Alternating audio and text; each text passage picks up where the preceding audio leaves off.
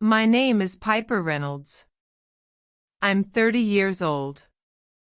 And on the day I was supposed to marry the man I thought I loved, I found my father standing alone in a hallway, holding his jacket over one arm because there was no chair for him at the reception. Not because the venue was overcrowded. Not because there was a mistake. But because someone had decided he didn't belong. And when I learned who made that decision, and why, I realized I had been planning a future with a man who was ashamed of the very people who built me. I was standing in a white silk dress worth more than my mother had ever spent on herself in a lifetime, while 200 guests waited in the ballroom for the grand entrance. And in that moment, I made a decision that shattered everything. What happened next destroyed one family, exposed another, and changed my life forever. But before I tell you how it all unraveled, take 1 second to like the video, subscribe if you believe family comes first, and tell me where you're watching from. Because what happened to me could happen to anyone who ignores the warning signs. And trust me, I ignored them all. To understand that day, you need to know where I came from. I grew up in a town called Briar Falls, Pennsylvania. The kind of place where everyone waves from their porch and no one locks their doors until after dark. My father, Frank Reynolds, was a mechanic. Not the kind with a polished garage and framed certifications. He worked in a cinder block shop on the edge of town, under cars that leaked oil older than I was. His hands were always stained black, no matter how much he scrubbed. My mother, June Reynolds, worked at the public library. She shelved books, ran children's story hour, and somehow knew every kid in town by name. We weren't rich. We weren't even close. But we had enough. Enough food on the table. Enough laughter in the house. Enough love to make me believe I could be anything. And I did become something. I earned a scholarship. Graduated top of my nursing class. Built a career as a physician assistant in a busy trauma center outside Pittsburgh. I worked nights, holidays, weekends. Paid off my student loans before 30. Bought my own condo. Built my own life. But the roots of that life? That was Frank and June. Every late-night study session, every tuition payment they couldn't afford, every sacrifice they never mentioned. I owed them everything. So when I met Ethan Carlisle, I thought I had finally found someone who understood what family meant. He was handsome, polished, the kind of man who wore tailored suits like they were stitched onto him. He came from old money. His family owned real estate developments across the state. Luxury condos, office parks, private resorts. The Carlisle name carried weight. The first time I met him, he was in the ER waiting room with his younger brother after a minor accident. I was exhausted, halfway through a double shift. He made me laugh. Actually laugh. And after 12 hours of blood, paperwork, and chaos, that felt like magic. He asked me out. I said yes. And for the first 6 months, it felt perfect. Flowers sent to work. Weekend getaways. Surprise dinners. Thoughtful texts every morning. He made me feel seen. Valued. Chosen. And when you've spent most of your life fighting for everything, Being chosen can feel intoxicating. But looking back, the cracks were there from the beginning. I just painted over them. The first time he brought me to meet his family, I wore my favorite navy dress. Simple. Elegant. Nothing flashy. His mother, Celeste Carlyle, opened the door. She looked me over once and smiled. But it wasn't warmth. It was evaluation. Like she was appraising a piece of furniture. She kissed Ethan's cheek, then turned to me. "So, you're the hospital girl. Not nurse. Not Piper.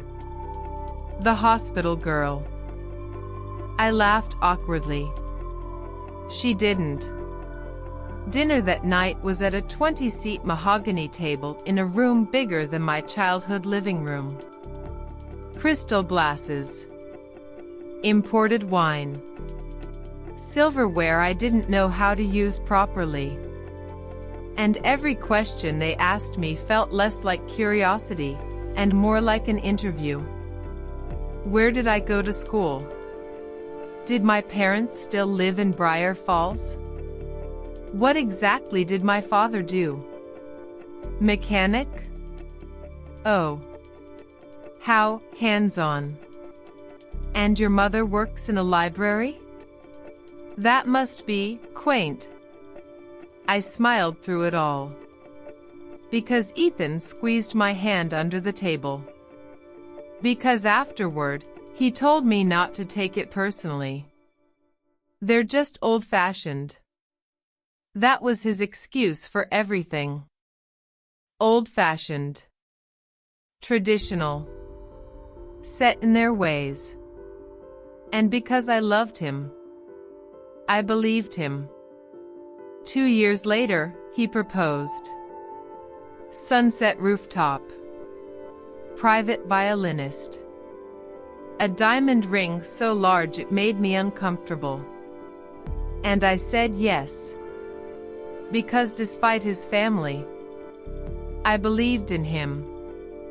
I believed we could build our own world.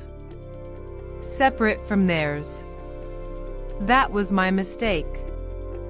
Because marriage doesn't just join two people. It exposes everything they've been hiding. The wedding planning began immediately. And suddenly, my opinions stopped mattering. Celeste chose the venue. A private estate outside Philadelphia. She chose the caterer. The floral designer. The guest list. Even the wedding invitations. Every time I objected, Ethan would say the same thing. Let her have this one thing. One thing became everything. And slowly, I disappeared from my own wedding. Still, I held on to one promise. That my parents would sit at the head table. Right beside us. Because no matter what happened, they deserved that place. I confirmed it myself. Twice. But on the morning of the wedding, I discovered the truth. I was walking through the ballroom during final setup. Just checking details. A habit from hospital life. Always verify. Always double-check. And when I reached the seating chart, my breath stopped. The head table had been rearranged. Ethan's family filled every seat. His parents. His uncle. Business associates. Family friends.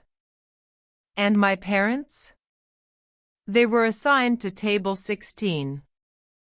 The last table in the room. Near the service entrance. Beside the catering station. Where dirty dishes would be wheeled in and out all night. At first I thought it had to be a mistake. Until the planner told me calmly, "Mrs. Carlyle requested the adjustment this morning." Mrs. Carlyle. Not me. Not the bride. His mother. I remember staring at those place cards. Frank Reynolds. June Reynolds. Printed in gold lettering. At a table next to stacked trays and a utility door. And something inside me cracked. Because I knew instantly, this wasn't about logistics. It was deliberate. A message. A reminder of where they believed my family belonged. And when I went to confront Ethan, I expected outrage. I expected him to fix it. Instead, he sighed and said the words I would never forget. "Piper, not everyone needs to be front and center." I stared at him. "They're my parents. They'll be fine." Fine. That word. So small. So cruel. He adjusted his cufflinks while saying it. Like we were discussing napkins instead of dignity. And in that moment, I realized he already knew. Not only knew, agreed. And the man I was about to marry wasn't the man I thought he was. That was the moment the wedding stopped being a celebration and became a reckoning. And what I heard next, outside a closed door, changed everything. But that part? That's where the real story begins. I should have walked away right then.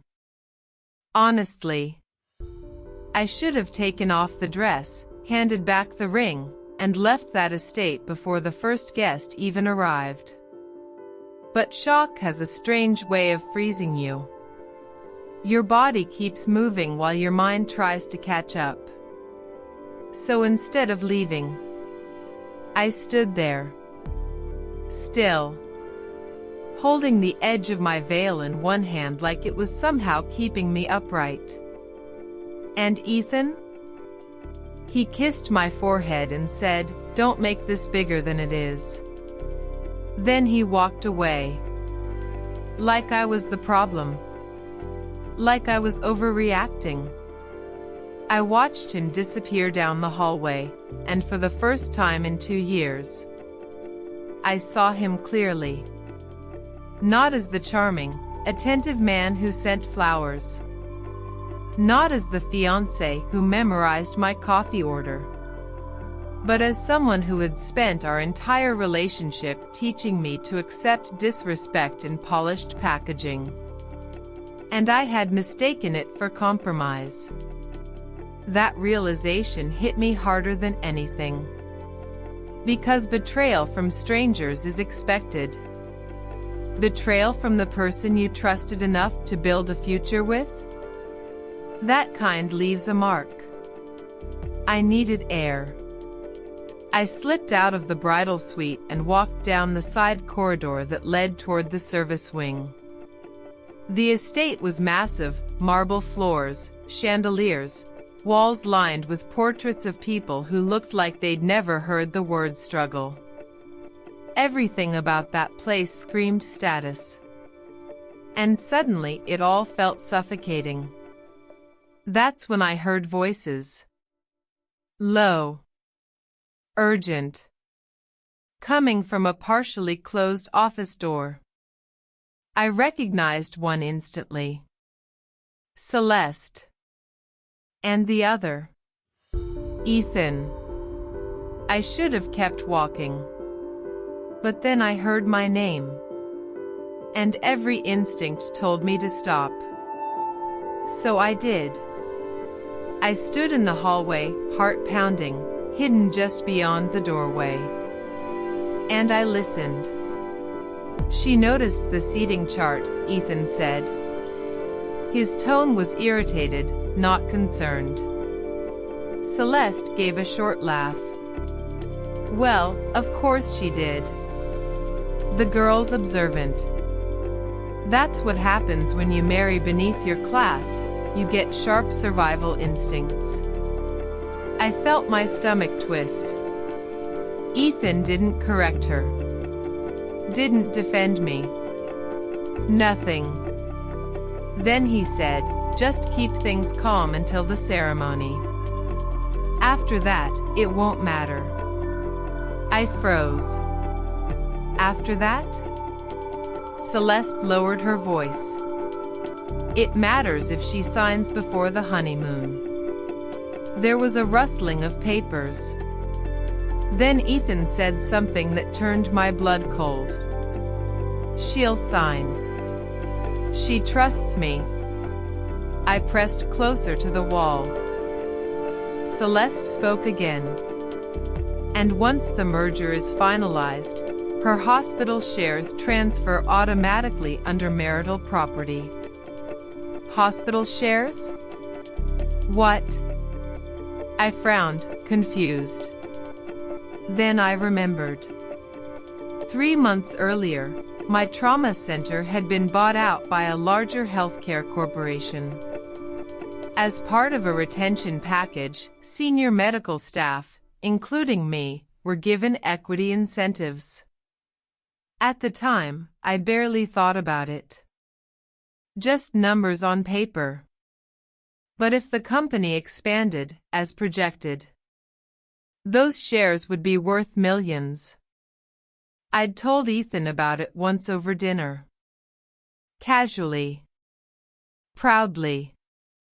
And now I understood. This wasn't just a marriage. It was a transaction. Celeste's voice sharpened. You understand what's at stake. We need access before the board announcement next quarter. I know, Ethan said. And Piper? A pause. Then he answered. She doesn't need to know the details. I stopped breathing. She's useful, he added. Useful. Not loved. Not valued. Useful. I felt something inside me go completely still. That kind of stillness that comes right before everything changes.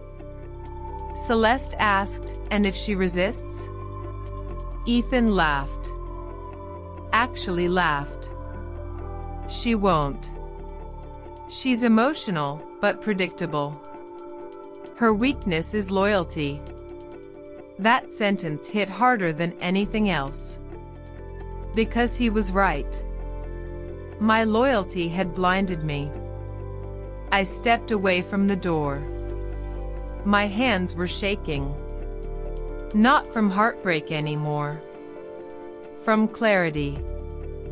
For 2 years, I had been building a life with a man who saw me as leverage. And his mother? She saw me as an investment. The disrespect toward my parents wasn't separate. It was part of the same truth. To them, we were assets to be managed.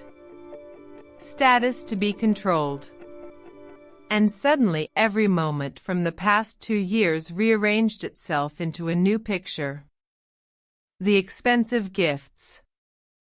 The rushed wedding timeline.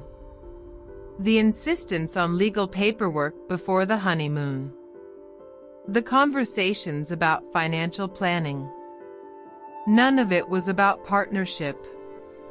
It was strategy. I walked straight to the bridal suite, closed the door, and stared at myself in the mirror. White gown. Perfect makeup. Diamond earrings. A woman dressed for a dream that no longer existed. I should have cried. Instead, I smiled. Because the heartbreak was over. What came next required something else entirely. Precision. I picked up my phone and called the one person I trusted to think clearly under pressure. My cousin Lena. Corporate attorney. Brilliant. Ruthless when necessary. She answered on the second ring. "Tell me you're not having a bride meltdown." "No," I said calmly. "I'm having a legal emergency." Silence. "Then, talk." I told her everything. Every word I'd overheard. Every suspicion. Every detail. When I finished, she said only one thing. "Do not sign anything. And buy me 30 minutes. "I can do that." "No," she said sharply. "You can do better." I frowned. "What does that mean?" "It means if they want a performance, give them one." Then she hung up.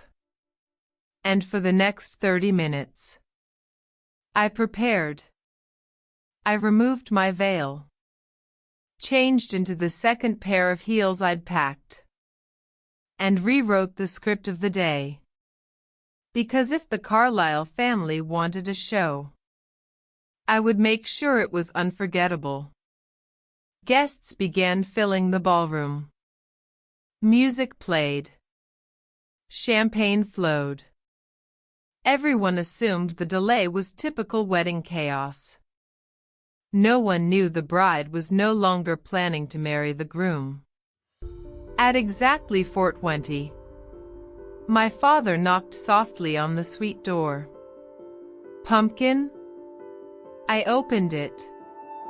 And the second I saw his face, I nearly broke. Because he looked worried. Not for himself. For me. Always for me. Behind him stood my mother, clutching her purse with both hands. Trying to smile. Trying not to make trouble. The sight of them standing there. The two people who had given me everything, while being treated like afterthoughts. It steadied me. I hugged them both. Longer than usual. My father whispered, "Whatever happens today, we're proud of you." He had no idea how much I needed those words. I pulled back and looked at them. "Dad. Mom. I need you to trust me." They exchanged a glance. Then nodded. That was enough. No questions. Just trust. Because that's what real family does. At 5 o'clock, the wedding coordinator announced that the ceremony would begin. Guests stood. Music swelled. And every eye turned toward the grand staircase. I stepped into view. The room went silent. For a moment, I looked exactly like the perfect bride they expected. Calm. Elegant. Composed. Ethan stood at the altar, smiling. Confident. Certain. He thought he had already won. He had no idea what was coming. I reached the halfway point of the aisle. Then stopped. The music faltered. A murmur spread. Ethan's smile faded. I turned. Not toward him, but toward the guests. Toward the microphone near the string quartet. And I picked it up. The entire ballroom froze. I looked directly at Celeste. Then at Ethan. And I said, "Before this ceremony begins, there's something everyone here deserves to know." And that's when the room changed. Because secrets don't stay buried when the wrong woman uncovers them. And mine? Mine was about to destroy an empire. The ballroom had never been so quiet. Not the kind of quiet that feels peaceful. The kind that vibrates. The kind where every person in the room knows something is about to happen, but no one knows how bad it will be. I stood there in my wedding gown, gripping the microphone, and for the first time all day, I felt completely in control. Across the room, Ethan took one step forward. "Piper," he said through clenched teeth, forcing a smile for the guests, "what are you doing?"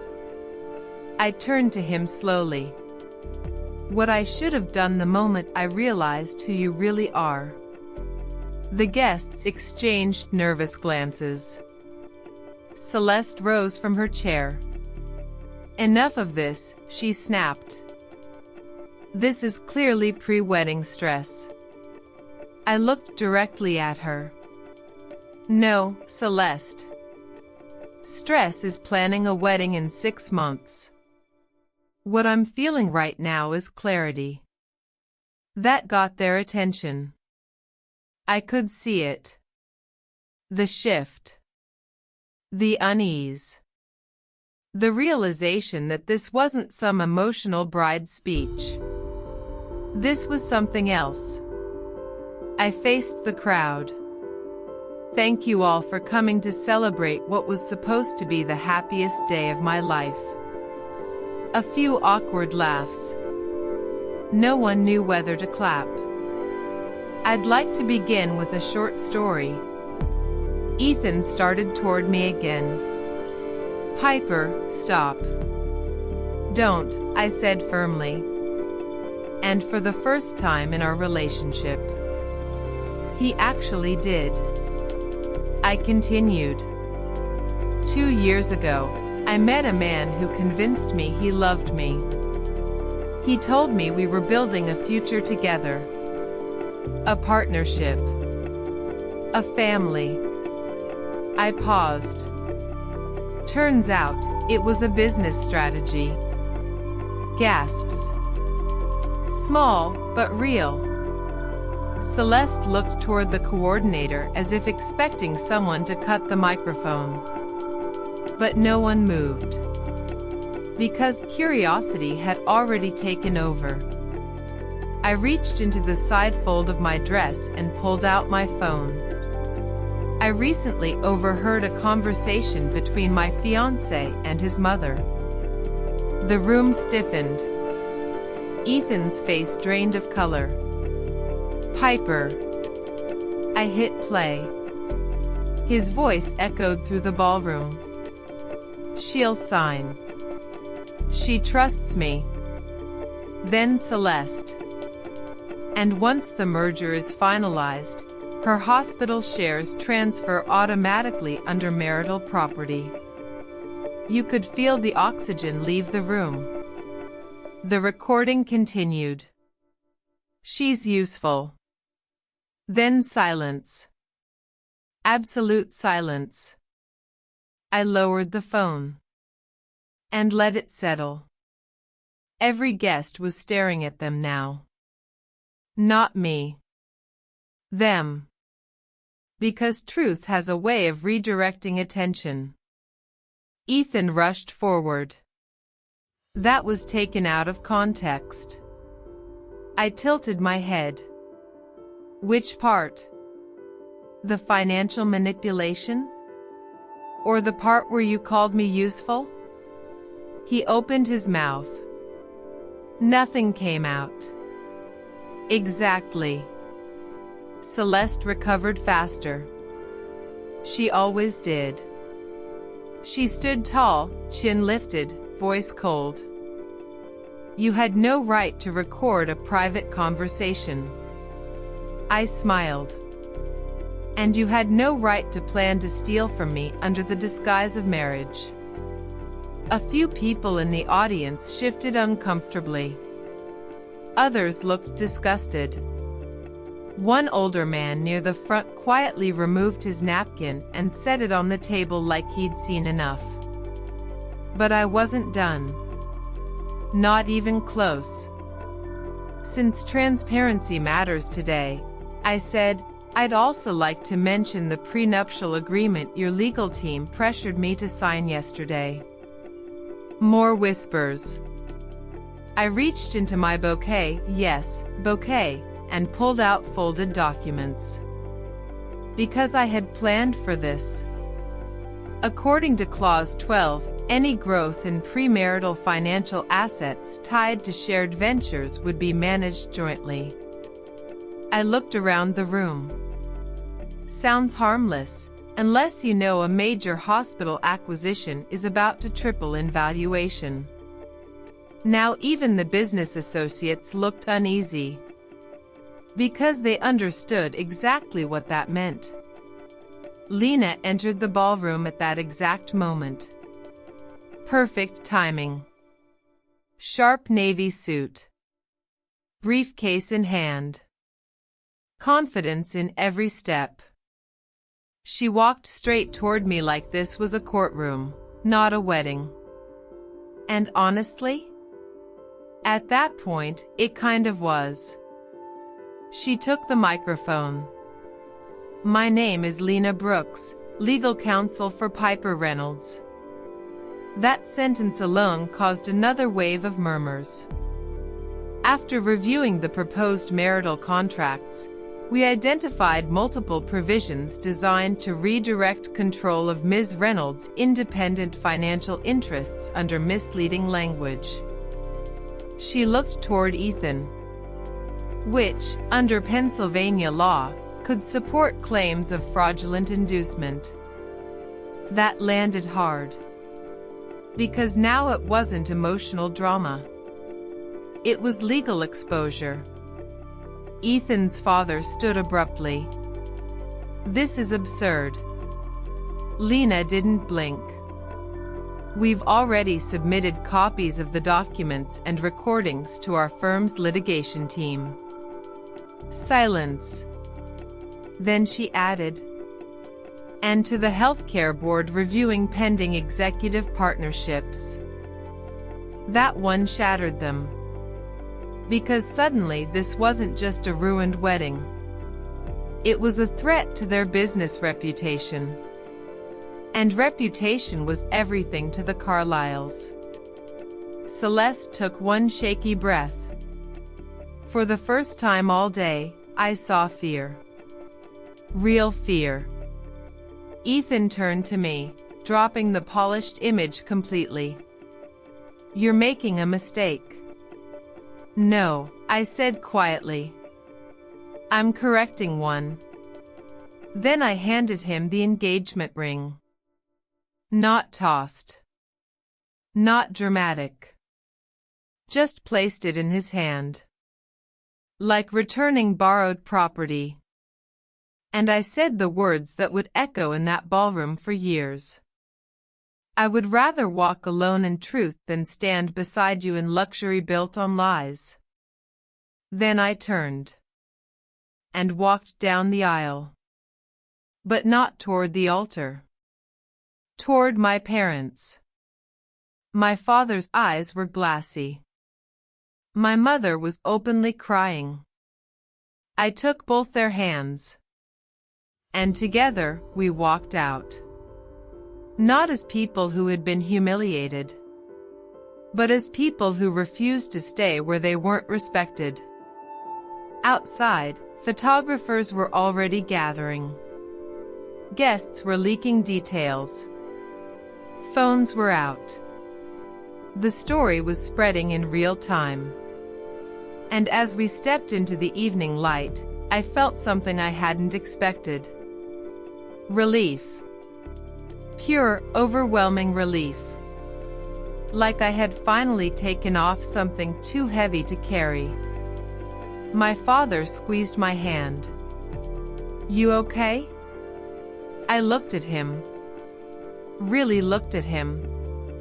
The man who had worked double shifts so I could go to college. The man they had treated like he was beneath them. And I smiled. I am now. But what happened after the wedding? That was where karma truly arrived.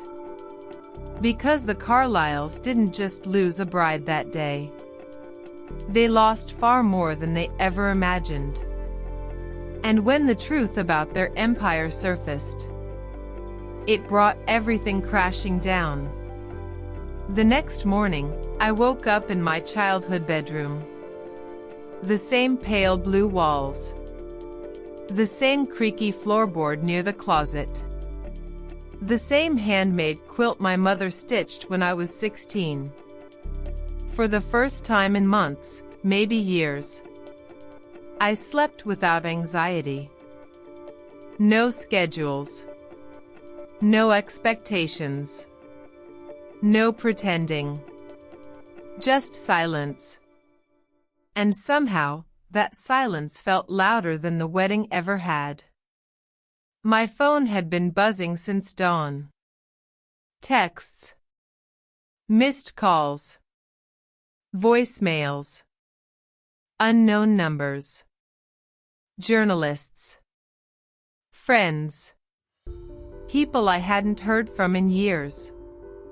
By breakfast, the story had exploded. Someone in the ballroom had leaked the audio. A guest had posted clips online. And overnight, the phrase "runaway bride exposes billionaire family" was trending. I should have been embarrassed. But I wasn't. Because for once, the truth was on my side. I sat at the kitchen table while my father poured coffee and my mother made pancakes like it was any other Sunday. No one mentioned the headlines. That was their gift. They reminded me that outside the chaos, life still had simple things worth holding on to. But around noon, Lena arrived. And the look on her face told me the storm wasn't over. She sat down, opened her laptop, and looked directly at me. "It's worse than we thought." Those are never comforting words. She explained that after the wedding scandal, multiple former employees had come forward with allegations against Carlyle Development Group. Fraudulent acquisitions. Coerced contract clauses. Insider property transfers. And one whistleblower had provided evidence tying Ethan directly to manipulated shareholder disclosures. The healthcare board had launched an emergency review. Their pending executive partnership was suspended. Their stockholders were panicking. And within hours, investors began pulling out. A family empire built on polished image was cracking in public. Fast. I stared at the screen. Financial analysts. News anchors. Legal experts. All dissecting the same family that once acted untouchable. And for the first time, I understood something important. Power looks permanent. Until truth hits it. Then it collapses faster than anyone expects. A week later, subpoenas were issued. 2 weeks later, federal investigators entered Carlyle headquarters. 3 weeks later, Celeste Carlyle resigned from every board she sat on. And Ethan? He disappeared from public view. At least temporarily. Until he showed up at my parents' house. I was in the backyard helping my father repair the fence when a black luxury sedan rolled into the gravel driveway. I knew that car instantly. Ethan stepped out. No suit jacket.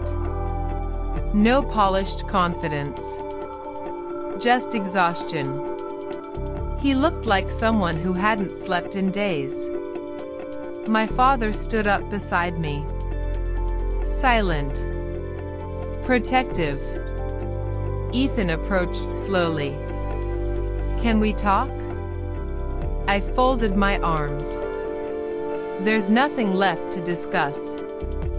He swallowed. "Please." Against my better judgment, I walked to the front porch. Not for closure. For clarity. He looked at me like he expected softness.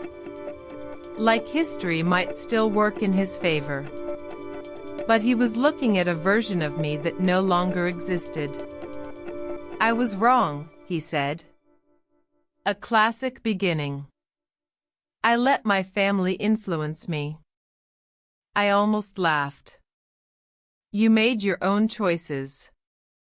He lowered his eyes. "They're freezing my accounts. The company is collapsing. Everyone's turning on each other." There it was. Not apology. Consequence.